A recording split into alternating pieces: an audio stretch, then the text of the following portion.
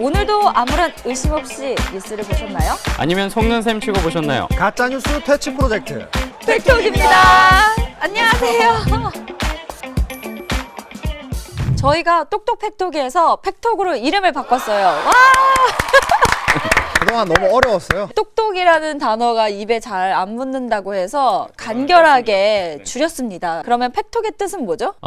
똑똑한 팩트 체크 이야기해서 팩트의 팩 그리고 토크의 톡. 그래서 팩톡.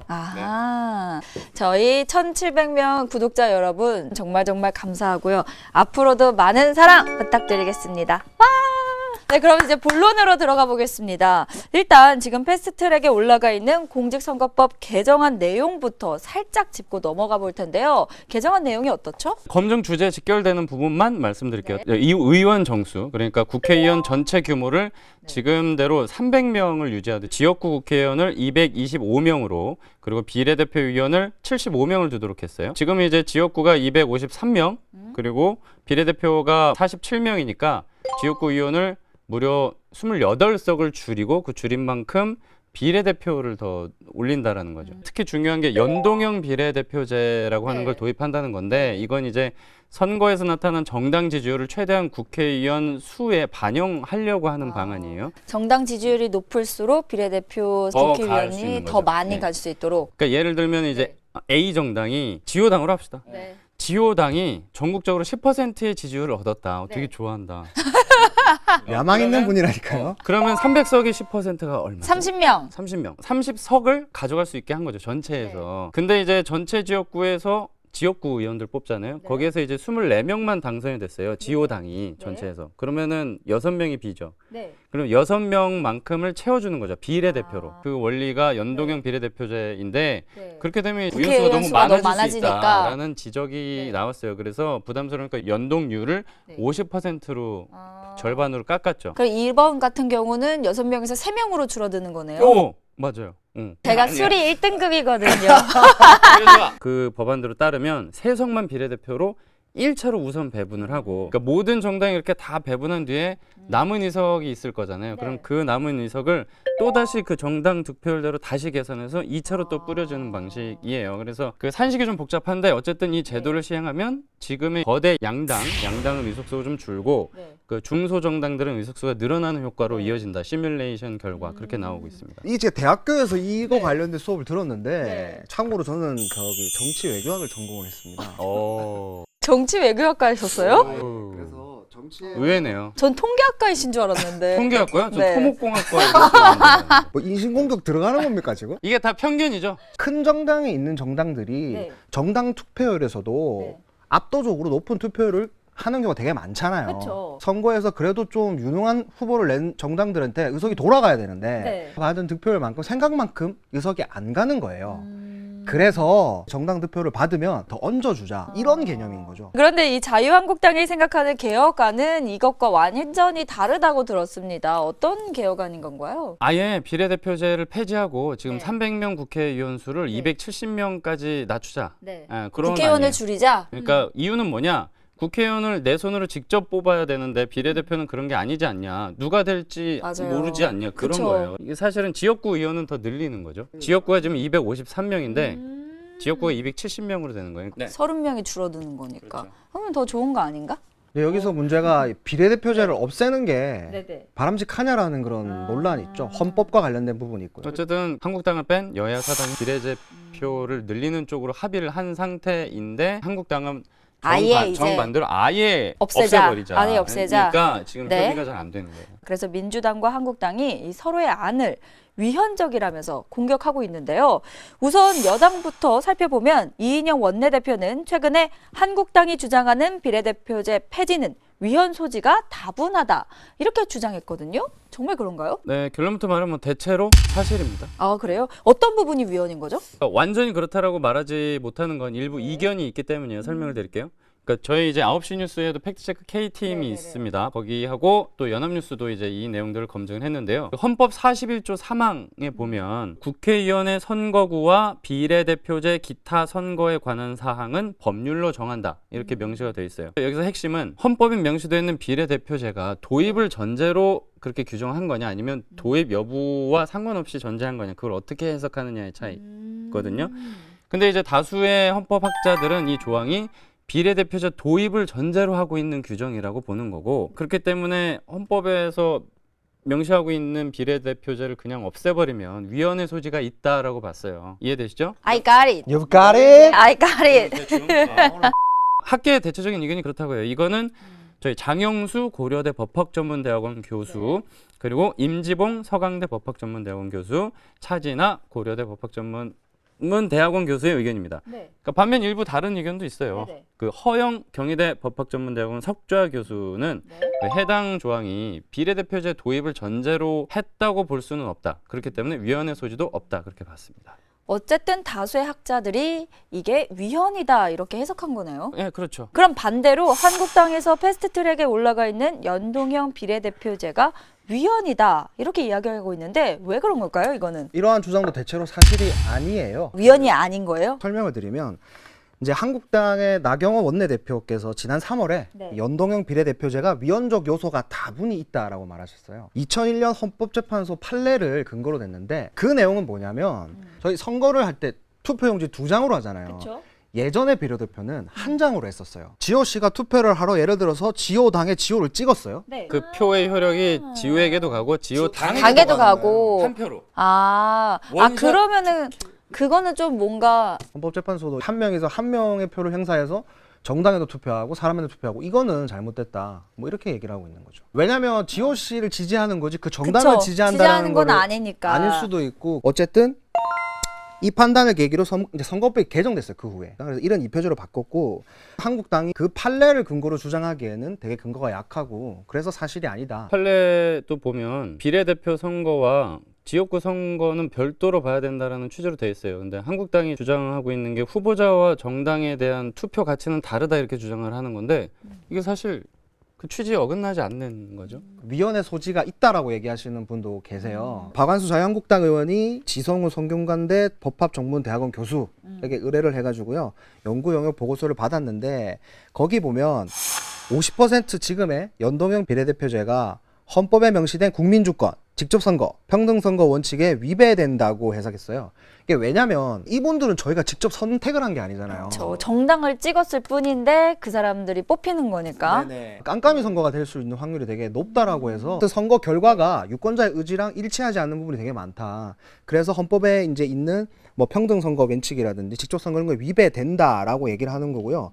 또 비례대표 의석을 75석으로 고정을 해놨어요. 75명이 넘어가면 득표율이 더 많은데도 거기에 상응하는 사람을 더 많이 배당을 못하기 때문에 근데 이제 이 개정안에 그 비례대표 깜깜이 공천의 투명성을 높이는 방안이 담겼어요. 공천 기준과 절차를 당원 당규에 아예 그냥 명시하자. 그리고 중앙선관위 그거를 기준을 또 보고도 하게 하고 비례대표 의원을 당원이나 대의원 또 선거인단의 투표로 결정하겠어요. 지금까지는 그냥 당대표 뭐 몇몇 분들이 그냥 정했다고 한다면 그래서 이게 실현이 되면 위에서 앞서 제기한 그 위헌 소지도 상당 부분 좀 줄일 수 있게 되겠죠. 근데 이제 또 의석수 변동 보정 문제 그 부분은 뭐 더 논의해봐야 될 문제겠지만 뭐 그건 이제 국회에서 하는 거니까요.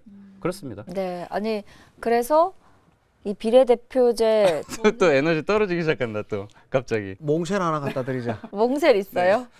한 몽쉘 요 정도 오면 슬슬 이제 나도 좀 힘든데 다음엔 좀 과자를 갖고 올게요. 좀 백설탕을 가져다 놓을게요. 설탕을 먹으면서 합시다.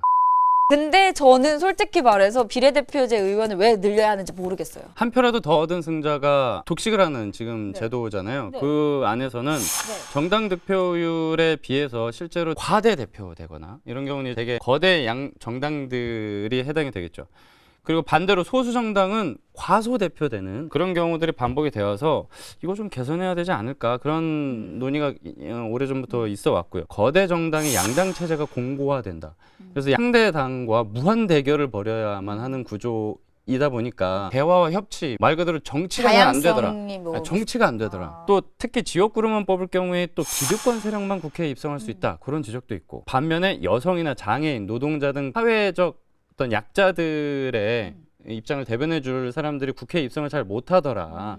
그래서 비례대표가 필요하다. 뭐 그런 목소리가 나왔던 예전에 거예요. 그 비례대표 이자스민 뭐 그렇죠. 지금 또 핫한 분 네, 중에 하나인. 핫하죠. 그리고 그게 13579 홀수번은 여성에게 그냥 무조건 할당하기로 돼 있어요. 비례대표제는. 그리고 나경원 나경원 원내대표도 맞아요. 비례대표로 비례대표로 정치를 시작했죠. 근데 한편으로 비례대표제에 대한 우려도 있어요. 완벽한 제도는 없으니까요. 아까 얘기했던 공천 과정의 불투명성이라든가 그 목줄을 쥐고 있는 당대표에게 맹목적으로 충성할 그쵸. 수밖에 없는 구조라든가 그런 문제들이 제기가 됐었는데 그래서 이제 한국당은 비례가 없어도 공천이나 여성 할당제 등을 통해서 그런 기능을 충분히 할 수 있다라는 입장인 거죠. 근데 이제 우리 국회가 이렇게 다양한 목소리를 대변하고 있느냐, 그건 좀 생각해 봐야 될 문제인 것 같고요. 비례대표제도 지금 미국은 안 하고 있어요. 그리고 정치 선진국이라고 우리가 뭐 얘기를 하는 영국이나 프랑스도 지금 안 하고 있고. 그러니까 이게 만병통치로 무조건 해야 된다라는 저도 굳이 이거를 막 해야 되나? 생각하시면 혼란스러워지거든요. 자유한국당이 뭔가 어거지를 부리는 것 같고 그런 건데 그런 걸 떠나서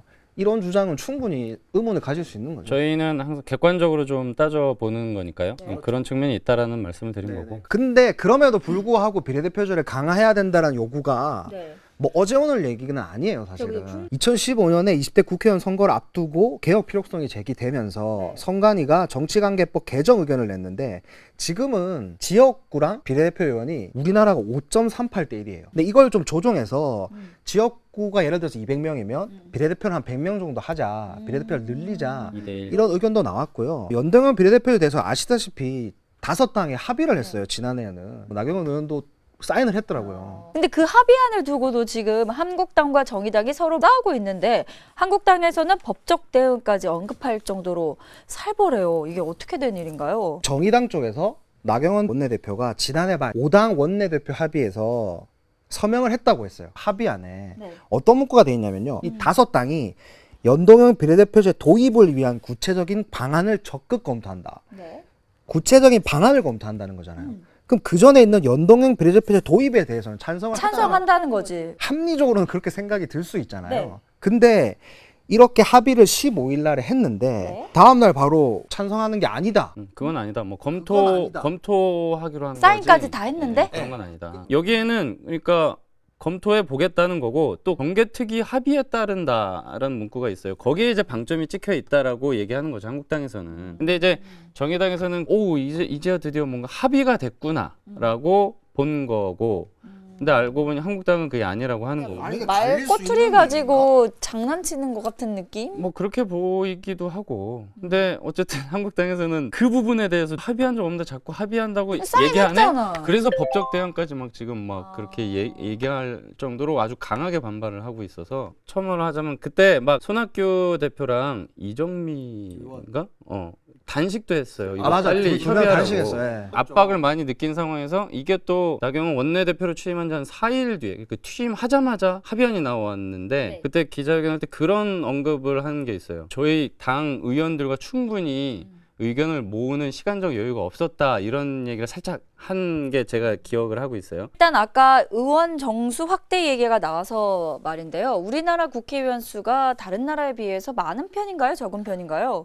다른 나라에 비해서 되게 적은 편이죠. 아, 적어요? 근데 저는 이게 왜 줄여야 된다고 생각하냐면 많은 분들이 국회의원들이 제대로 일을 안 하고 있다라고 생각해서 그런 것 같아요. 뭐 되게 맞는 얘기. 근데 여론이 대다수가 심지어 대다수가 그래요. 근데 저는 데이터짜잖아요.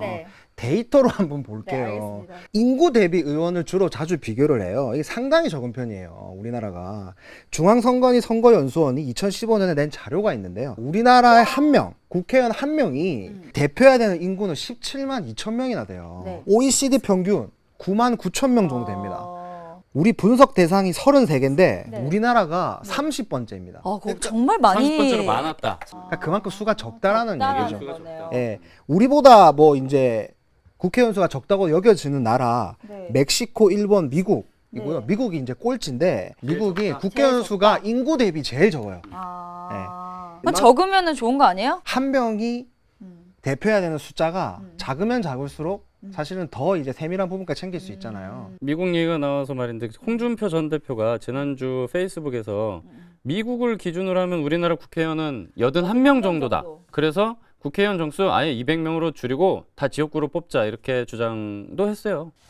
이건 어떻게 봐야 될까요? 이것도 데이터만 놓고 봤을 땐 맞아요. 그러니까 미국이 한 명당 얼마를 대표하냐면요. 아, 나 이거 알았는데 몇 명인지 모르겠다. 미국 72만 6천 명이다. 그 정도 미국은 우리보다 뭐 비교가 안 되네. 근데 이게 미국이 가능한 이유가 있다면 미국은 연방제이기 때문에 지방자치가 되게 잘 돼 있어요. 많은 막 국회의원들이 나서가지고 대변해주고 그럴 필요는 없는 부분이 있는데 우리나라는 사실 그렇지 않잖아요. 그래서 단순 비교는 상당히 어렵다. 예, 만약에 이제 OECD 평균 정도로 저희가 유지를 하려고 한다. 국회의원 수를. 그러면 뭐 한 500명 정도로 우리 증원을 해야 되는 경우가 있어요. 그리고 또 미국은 아까 그 위원 수는 적지만 보좌 인력이 좀 많은 게 특징이라고 해요. 그러니까 맞아요. 우리는 인턴까지 포함하면 9명까지 보좌진으로 둘 수 있는데 미국은 22명까지 둘 수 있다고. 예. 또 이게 좀 상황이 다른 것 같아요. 그러니까 그냥 단순 비교는 어려운 것 같아요. 어렵다. 어쨌든 그 의원 수도 중요하지만 그보다 중요한 건 이제 사실 의회의 어떤 효율성, 질 아닐까요? 그거를 보여주는 지표가 또 마침 있더라고요. 2015년에 뭔가요? 서울대 행정대학원 정부경쟁력 연구센터라는 보고서가 있어요. 거기에 보면은 1인당 GDP 대비 국회의원 보수의 수준을 조사했는데 우리나라가 GDP 대비 5.27배로 34개국 조사됐는데 거기에서 일본, 이탈리아 이어서 세 번째로 많았어요. 그러니까 돈을 많이 받는다. 많이 받는다. 반면에 법안 발의 처리 건수, 뭐 설문조사를 통해서 측정한 보수 대비 의회 효과성, 한마디로 돈 받는 만큼 얼마나 일하냐를 본 게 있는데 그게 조사 대상이 27개국이었는데 몇이었을까요? 저 봤어요 방금. 아유, 26위. 26위. 뭐 꼴찌에서 거의 이거 두 번째. 꼴찌 아닌가요? 꼴찌는 이탈리아였고요. 오 마이 갓. 그러니까 한마디로 돈은 많이 받는데 효율성은 바닥이다. 완전 이렇게 표현할 바닥이다. 수 있는 거죠.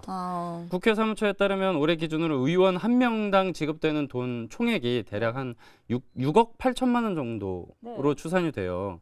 그래서 의회 효율을 어떻게 높일까 고민하는 게 더 현실적이지 않을까 그런 생각도 듭니다. 저는 솔직히 의원 정수 늘리는 거에 찬성을 해요. 왜요? 그러니까 지방자치가 안정이 되면은 사실은 이런 얘기가 좀 달이 다를 수 있지만 지금 수준에서는 한 명이 너무 많은 사람들을 대표해야 돼요. 일정 부분 저는 많아져야 된다고 생각하지만 반대하는 분들이 더 많으시더라고요. 선거제 개편에 대한 다양한 의견이 나오지만 결국 이게 다 가보지 않은 길을 가보려고 하는 데에서 비롯된 것으로 느껴지는데요. 그 방법을 찾는 게 사실 쉽지는 않을 것 같아요. 네, 그래서 최근에 이제 제가 우연히 그 라디오를 들었는데 이상일 전 새누리당 의원, 지금은 건국대 행정대학원 특임 교수로 있는 분인데 이분이 한 말이 인상이 깊더라고요. 그러니까 선거제 개편에 대한 문제, 이거는 사실 정답이 없고 선택의 문제라고 얘기를 했어요.